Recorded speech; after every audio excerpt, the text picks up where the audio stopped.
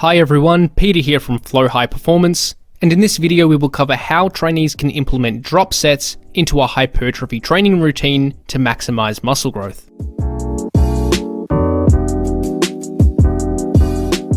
First, we need to define what exactly drop sets are.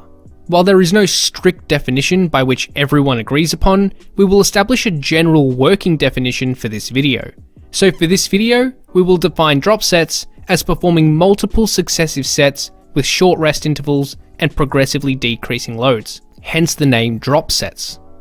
A classic example of this is running the rack, where a lifter performs a set of curls, lateral raises, or any other movement with a set of dumbbells to or near failure, then racks the dumbbells and immediately performs another set with the next dumbbells down on the rack. This is then repeated for as many sets as the trainee has planned. We should also understand that there are many different ways this can be implemented, such as allowing a short rest interval or no rest, dropping the load every set or just once, and any other variation to this method. However, all of these slight variations essentially function in the same way, and practically have a similar impact. So for this video, we aren't going to get caught up in any of the minute details of what the true definition of drop sets are. We are more so just talking about this concept as a general training method. So now that we understand what drop sets are, let's now cover how effective they are for muscle growth. We know that drop sets can induce hypertrophy, but what we really want to know is how effective are drop sets compared with traditional hypertrophy training. Well, let's see what the research says. There are quite a few well-controlled studies comparing drop sets versus traditional training on hypertrophy outcomes. This research review concluded that drop set training can be similarly hypertrophic compared with traditional hypertrophy training, although it doesn't seem to be any more hypertrophic. However, one issue with the drop set research is that most of the studies equate training volume as volume load or total tonnage.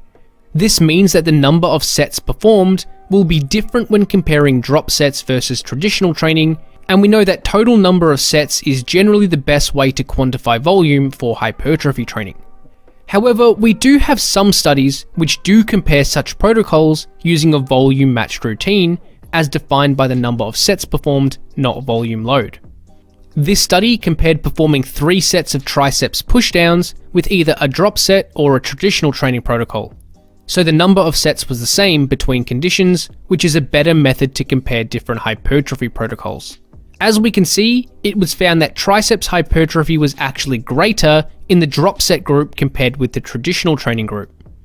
So from these studies, it seems that drop sets can be equally, if not more hypertrophic compared with traditional training when the number of sets are equated. Another factor to consider here is the effect of drop sets on regional hypertrophy. This refers to muscle growth at different regions of the same muscle. This study using a volume-matched drop set protocol went into a little more nuance and looked at regional hypertrophy. In this study, trainees performed traditional versus drop set training using leg extensions. It was found that overall hypertrophy was quite similar between conditions, although there were differences in what regions of the quad muscles preferentially grew. For example, we can see here that the proximal region of the rectus femoris muscle saw superior growth from drop set training, while the middle region of the vastus lateralis saw superior growth from traditional training. If we look at overall muscle growth, it seems as if there was a slight trend in favor of the drop set protocol for overall quad hypertrophy. The regional hypertrophy research is an emerging field that we don't fully understand yet. However, it may be that different training methods, including implementing drop sets, may favorably induce muscle growth at different portions of the same muscle. So implementing variety into a training routine may result in more uniform overall muscle development compared with only performing one style of training. However, one thing to note is that almost all of the studies looking at drop sets use isolation lifts for a single muscle group. We don't really have evidence assessing the effects of drop sets on compound lifts, which generally makes up the majority of most trainees' lifting routines. However, we can make inferences on the effects of drop sets on compound lifts based on other research.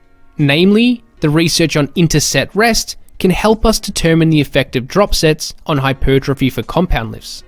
This systematic review concluded that while both short and long rest intervals are effective at promoting muscle growth, longer rest periods seem to be slightly superior in most cases. This may be because longer rest periods allow trainees to lift with a higher overall volume load and greater training quality per set. This somewhat conflicts the evidence on drop set training, where short rest periods generally promote equal or even favourable outcomes. So why is this the case? One potential reason for these results is due to what systems are the limiting factor for each set. For hypertrophy training, the goal is to maximally stress the target muscle through dynamic resistance training. So we want muscular fatigue to be the limiting factor for each set we perform. However, we need to also remember that there are other muscles and systems involved when lifting. Accessory and stabilizer muscles and the cardiovascular system are also taxed when performing resistance training. So depending on the nature of the lift, our interset rest periods could potentially influence which systems limit performance. Generally, free weight compound lifts will have greater cardiovascular demands and a greater involvement of stabilizer and accessory muscles. This means if we implement a drop set protocol with short rest periods, we are likely to be limited by one of these other systems before the target muscle is maximally fatigued. However, with isolation lifts, there is only one primary muscle group being trained, and the cardiovascular system will not be significantly fatigued. Therefore, when implementing drop sets, the target muscle will always be the limiting factor, regardless of how short rest periods are, assuming that technique is strict and effective. This might explain why in the research using full body resistance training protocols, we see greater muscle growth with longer rest periods. But for studies looking at isolation lifts training a single muscle group, similar hypertrophy is observed with both long and short rest periods. Let's now backtrack to something we mentioned previously, and this is that traditional training allows us to lift with heavier loads or perform more reps per set on average compared with drop set training. This is because the short rest periods associated with drop sets induce high levels of local fatigue, and obviously our performance will decrease substantially with each set, hence why a drop in load is implemented. So how is it that drop sets can result in similar or even greater muscle growth compared with traditional training, even in isolation lifts? How is this possible by using lighter loads or performing less reps? Well, the reason for this is probably due to the principles of motor unit recruitment. Motor unit recruitment refers to the patterns in which muscle fibers are activated. To simplify how this works, let's cover the basic concept of muscle activation. Essentially, each muscle is connected to the brain via nerves. When we want to lift a weight, our brain tells our muscles to contract by sending neural impulses through the nerves, which are like messages telling the muscles to contract. However, not all of the muscle fibers are always required depending on the task being performed. When the task requires more force, more muscle fibers are recruited, and when the task requires less force, only some of the fibers are recruited. Furthermore, if we perform a submaximal task for an extended duration, only a small portion of fibers may need to be recruited initially, and as they fatigue, more and more fibers are recruited until all muscle fibers are involved in the exercise. In relation to resistance training, this is influenced by the load used and how close we train to failure.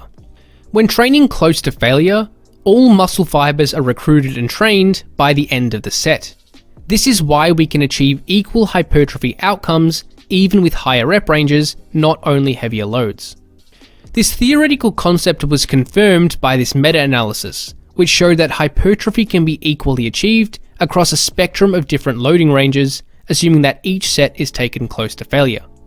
Furthermore, this research review recommends that heavier loads around the 6 to 12 rep range don't need to be taken as close to failure, while lighter loads need to be taken closer to failure to ensure all motor units are recruited and trained. Going back to drop set training, motor unit recruitment may explain its effectiveness. When we perform a set and train close to failure, we will achieve a good hypertrophic stimulus even with lighter loads, because all motor units will be recruited and all muscle fibers will be trained.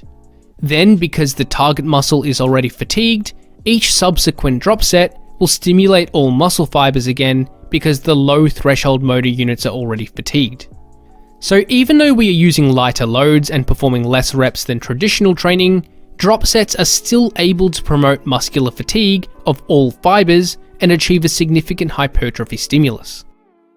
So now that we understand the effectiveness of drop sets and the potential mechanisms by which they work, why would we implement drop sets into a training protocol in the first place? Well, while drop sets probably aren't necessarily more hypertrophic than traditional training, they do have some unique practical benefits. There are two primary benefits which we will now cover. First is time efficiency. This refers to how much volume we can perform in a given amount of time.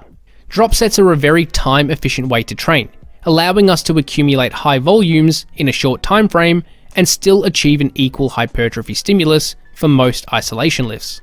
As we know, volume appears to have a significant impact on muscle growth, so our weekly training volume for any given muscle group is of importance.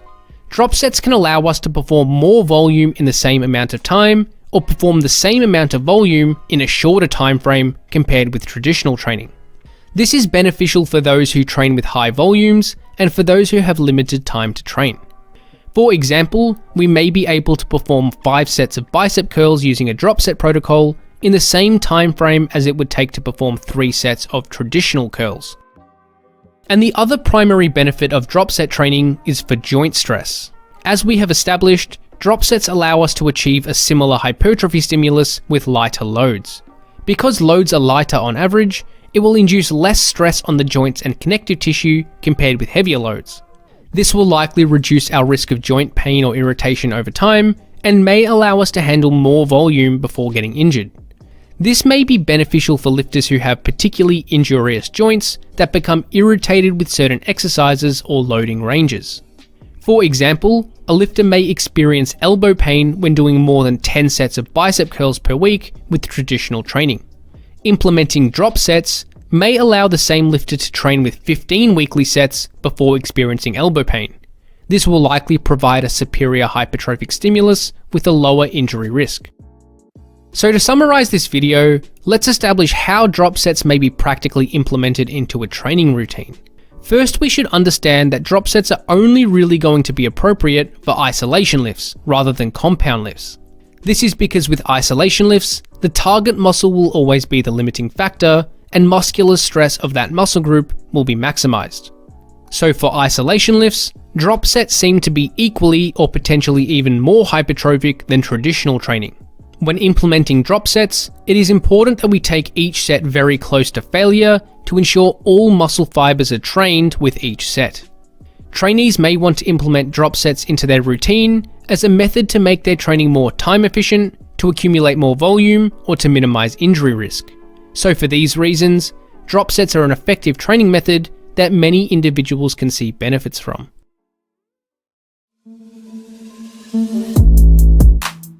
Thanks for watching, and hopefully you got something out of this video. Check out flowhighperformance.com for online coaching, training templates, ebooks, and more.